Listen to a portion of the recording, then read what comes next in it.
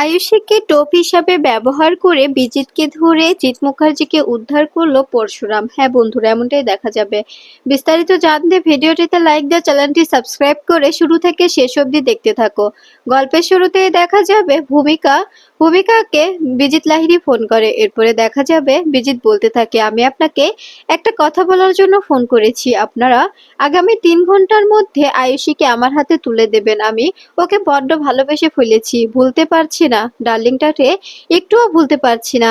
এ কথা শুনে ভূমিকা বলতে থাকে, এসব কি বলছো তুমি? তোমাকে যদি সামনে পেতাম তোমার জিভ টেনে হিচড়ে ছিঁড়ে ফেলতাম।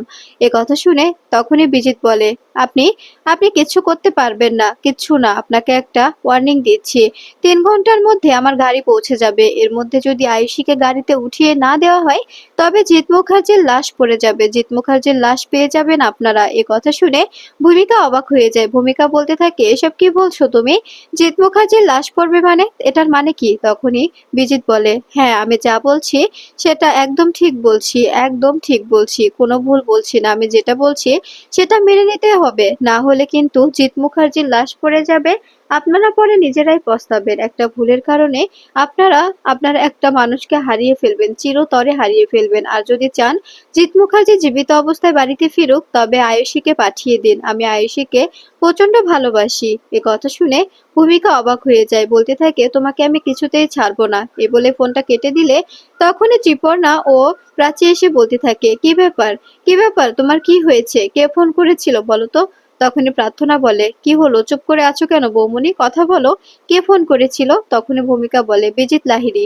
ও ফোন করে বলছে বিজিতের সঙ্গে আয়ুষীকে পাঠিয়ে দিতে। যদি আমরা আয়ুষীকে না দিই তবে ও কি করবে জানো? জিৎ মুখার্জিকে একেবারে প্রাণে মেরে দেবে। এ কথা শুনে অবাক হয়ে যায় সবাই। তখনই দেখা যাবে তখনই দীপালি বলে, এসব কি বলছো ভূমিকা? জিৎ মুখার্জিকে মেরে দেবে মানে? জিৎ মুখার্জিকে মেরে দেওয়ার কথা কে বললো? বিজিত জিৎ মুখার্জিকে মেরে দেওয়ার কথা বললো? ওকে আমরা বিশ্বাস করি না। ওই ছেলে সবকিছু করতে পারে, ওর মানুষ মারতে দুবারও ভাবে না। আমি বুঝতে পারছি না এখন আমি কি করব।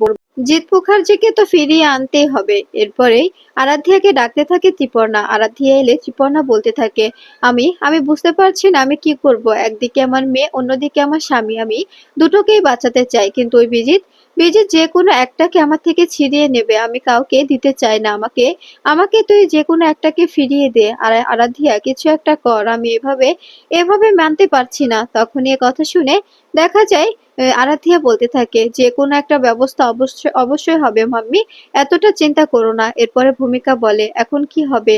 আমরা আয়ুষীকে কোথা থেকে পাবো, আর আয়ুষীকে কিভাবেই বা ওর হাতে তুলে দেব? তখনই বাবিন বলে, আমি কোনো একটা ব্যবস্থা করছি, দেখছি কিছু করা যায় কিনা। কিছু তো করতেই হবে, তা না হলে তো মস্ত বড় বিপদ হয়ে যাবে, যে বিপদ আমরা কেউ ঘুণাক্ষরেও টের পাইনি, কেউ আমরা বিপদটা আটকাতে পারবো না। তখন এ কথা শুনে দেখা যাবে আয়ুষীকে ফোন করে বাবিন ফোন করে আয়ুষীকে বলতে থাকে, বিজিত ফোন করে থ্রেট করছে। ও বলছে তোকে 3 ঘন্টার মধ্যে ওর কাছে পৌঁছে দিতে। তোকে যদি না পৌঁছে দিই তবে ড্যাডির লাশ এসে যাবে, ড্যাডির লাশ পড়ে যাবে, সে লাশ পাঠাবে আমাদের বাড়িতে। এ কথা শুনে আয়ুষী ভেঙে পড়ে। তখনই প্রাচী বলতে থাকে, ফোনটাতে কি বলছে, প্লিজ দে না ফোনটা।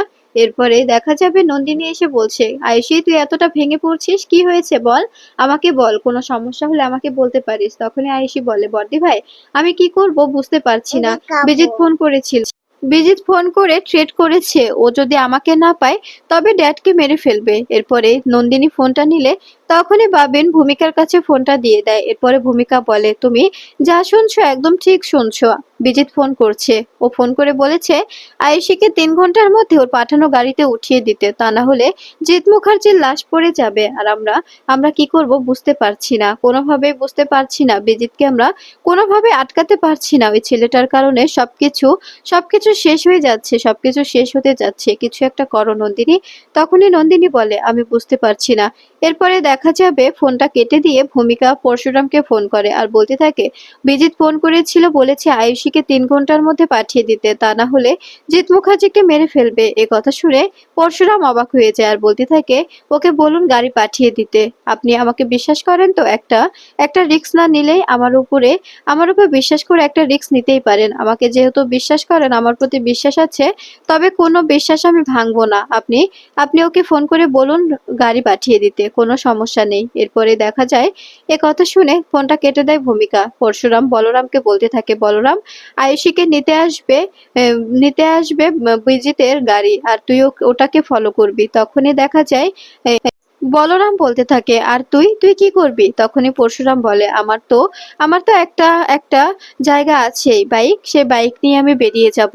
এরপরে দেখা যায় গাড়িটা মুখার্জি বাড়ির সামনে এসে দাঁড়িয়ে পড়ে। তখনই তখনই বিজিত ত্রিপর্ণা ভূমিকাকে ফোন করে আর বলতে থাকে, গাড়ি পৌঁছে গেছে, আপনাদের বাড়ির সামনে গাড়িটা দাঁড়িয়ে আছে, আপনাদের আপনাদের বাড়ির মেয়েকে গাড়িতে তুলে দিন, তবেই আপনারা ভালো হবে, তা না হলে আপনাদের অমঙ্গল হবে। কথাটা মাথায় রাখবেন। নিজেরা যদি ভালো থাকতে চান, আয়ুষীকে যদি ভালো রাখতে চান, জিৎ মুখার্জিকে যদি বাঁচিয়ে রাখতে চান, তবে এই কাজটা ঠিকঠাক ভাবে করুন, কোনো চালাকি করার চেষ্টাও করবেন না। তখনই ভূমিকা বলে, তুমি বাড়াবাড়ি করছো বিজিত।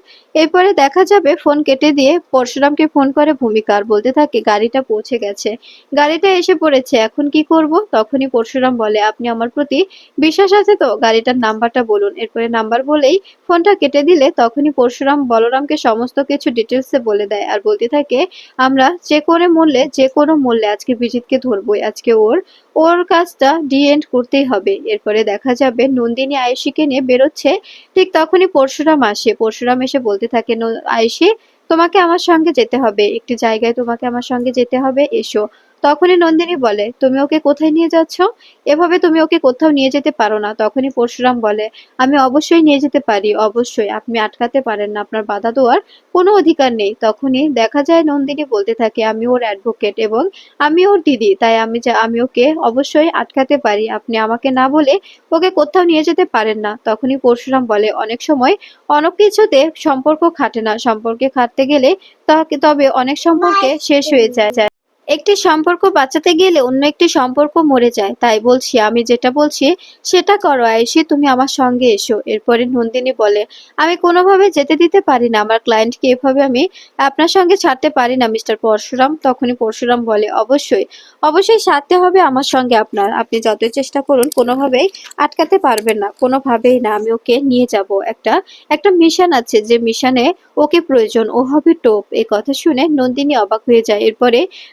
এরপরে পরশুরাম আয়ুষীকে নিয়ে চলে গেলে তখনই নন্দিনী বাড়িতে ফোন করে ভূমিকাকে বলতে থাকে, ভূমিকা, আমি বুঝতে পারছি না বিজিতের প্ল্যান কি, বিজিত কি চাইছে বলো তো? তখনই ভূমিকা বলে, আমার মনে হচ্ছে বড়সড় কিছু একটা ঘটতে চলেছে, কিছু একটা ঘটবে, তাই তোমরা চিন্তা করো না, পরশুরামের ওপর আমার একটা বিশ্বাস ছিল। এরপরেই দেখা যায় আয়ুষী বাড়ি থেকে বেরোলেই গাড়ির সামনে দাঁড়ালে তখনই গাড়ির মধ্যে থাকা গুন্ডাগুলো বিজিতকে ফোন করে আর বলতে থাকে, স্যার, মেয়েটা এসে গেছে। তখনই বিজিত বলে, তুলে নাও, গাড়িতে তুলে আমার কাছে নিয়ে এসো, কোনো রকম কোনো ঝামেলা করবে না। তখনই লোকগুলো বলতে থাকে, ঠিক আছে স্যার, আপনি যেভাবে বলবেন ঠিক সেভাবেই হবে। এরপরে দেখা যায় আয়ুষী ভয় পেতে থাকে, চারপাশটা খুঁজতে থাকে আর বলতে থাকে, আমি বুঝতে পারছি না কি হবে, এভাবে যদি আমার কোনো ক্ষতি হয়ে যায়, তবে আমাকে কে দেখবে, কে আমাকে উদ্ধার করবে? এই বলে আয়ুষী গাড়িতে উঠে বসে। তখনই বলরাম বলে, চিন্তা করো না আয়ুষী, আমরা তোমার পাশে আছি, তোমাকে কেউ কিচ্ছু করতে পারবে না, ছুতে পারবে না তোমাকে, আমরা তোমার পাশে ঢাল হয়ে দাঁড়াবো। এরপরে দেখা যায় এদিকে চিপর্ণা বলতে থাকে, তুমি আমার মেয়েটাকে এভাবে বিপদের মধ্যে ফেলে দিয়ে ঠিক করলে না, আমার মেয়েটার বিপদ হতে পারে, যদি আমার মেয়েটার কিছু হয় আমি তোমাকে ছাড়বো না, আমি তোমাকে কিছুতেই ছাড়বো না ভূমিকা, তোমার কারণে আমার মেয়েটার ক্ষতি আমি মেনে নিতে পারবো না। তখনই দেখা যাবে ভূমিকা বলতে থাকে, কেন বাড়াবাড়ি করছেন, আপনি বুঝতে পারছেন না? আয়ুষীকে ছাড়া কোনোভাবে জিৎ মুখার্জিকে ফিরিয়ে আনা সম্ভব নয়, আয়ুষীকে যদি আমরা ওর হাতে দিই তবে অবশ্যই আমরা জিৎ মুখার্জিকে ফিরিয়ে পাবো। তখনই প্রার্থনা বলে, তাই বলে কে এভাবে একটি মেয়ের জীবন তুমি বিপন্ন করতে দেবে, একটি মেয়েকে বাজি রাখবে? তখনই ভূমিকা বলে, যা করেছি বেশ করেছি, আমি আমি যেটা করেছি সেটা একদম ঠিক করেছি, তোমাদের মতো অসৎ কাজে সাহায্য করছি না, আমি আমি একটা সৎ কাজে সাহায্য করছি।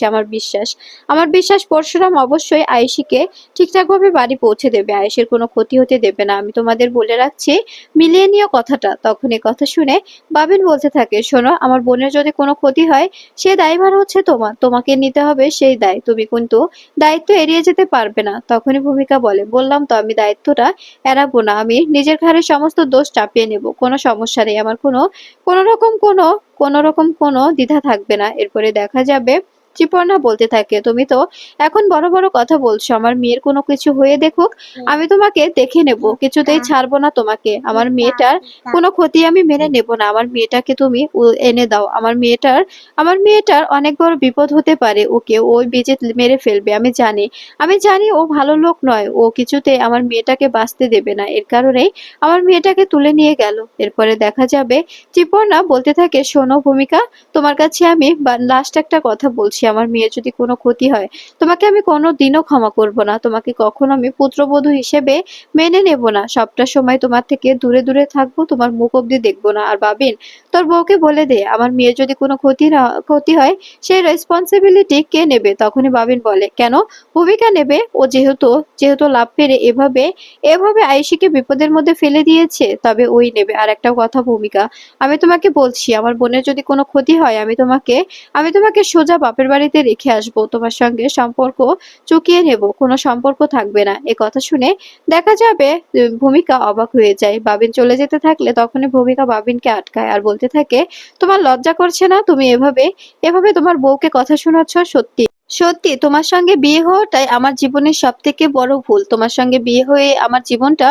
একদম শেষ হয়ে গেছে, নরক হয়ে দাঁড়িয়েছে। তখনই দেখা যাবে দীপালি বলতে থাকে, প্লিজ নিজেদের মধ্যে ঝামেলা করো না, এখন নিজেদের মধ্যে ঝামেলা করে কোনো লাভ নেই, নিজেদের মধ্যে অযথা ঝামেলা কেন করছো বলো তো? এরপরে দেখা যাবে তখনই দেখা যাবে বাবিন বলতে থাকে, শোনো ভূমিকা, তুমি আমার ওয়াইফ হয়ে আমার বিরুদ্ধে কথা বলছো, বাড়াবাড়ি করছো, আমার থেকে বেশি বোঝার চেষ্টা করছো, এগুলোর জন্য তোমাকে পস্তাতে হবে, একটা কথা মাথায় রেখো। এই বলে দেখা যাবে ভূমিকার দিকে আঙুল তুললে তখনই ভূমিকা রেগে যায় আর বলতে থাকে, আঙুল নামিয়ে কথা বলো, কোনো সময় বউয়ের দিকে আঙুল তুলে কথা বলবে না, বুঝতে পেরেছো? আমি আমি তোমার কোনো ফেলনা নয় যে তোমার কথা মতো চলবো। এরপরে দেখা যাবে সবার সামনে বাবিন ভূমিকার গায়ে হাত তুলতে গেলে তখনই ভূমিকা হাতটা ধরে ফেলে আর বলতে থাকে, তোমার লজ্জা করছে না? বাড়ি ভর্তি গুরুজন, তাদের সামনে তুমি তোমার বউয়ের গায়ে হাত তুলছো, আর লজ্জা করবেই বা কি করে? তোমার তো লজ্জা বলতে কিছুই নেই, তাই না? এই বলে দেখা যাবে বাবিনকে থাপ্পড় মারে ভূমিকা, এটা দেখে সবাই অবাক হয়ে যায়। তখনই দীপালি রেগে যায় আর বলতে থাকে, কি করছো এসব ভূমিকা?